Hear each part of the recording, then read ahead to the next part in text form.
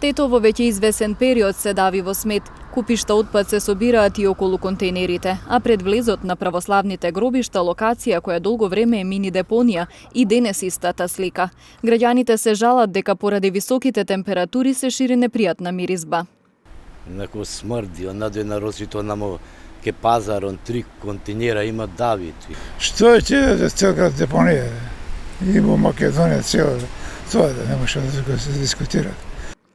На профилите на социјалните мрежи на тетовската градоначалничка Теута Арифи е објавено дека повеќе локации во градот се исчистени. При тоа стои порака до граѓаните да размислат каде фрлаат отпад. По ваквите објави со реакција излегува активистите. Аријанит Џафери од Еко Герила вели дека не е само до свеста на граѓаните, туку дека нема доволно контейнери.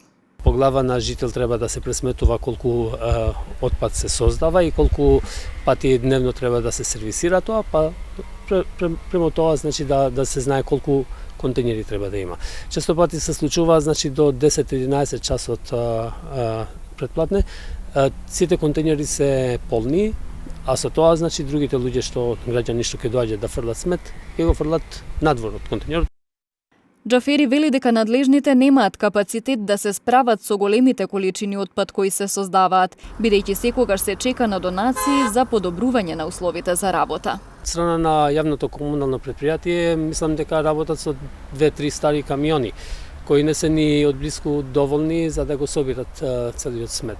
И очекуваме донации или помош од надвор, ама секогаш имаме доволно пари за службени возила. Од друга страна, значи, тие работници на ЈКП по долго време немаат ни плати земено. Одговори од надлежните каков е планот за управување со отпадот во Тетово не успеавме да добиеме и покрај нашите напори.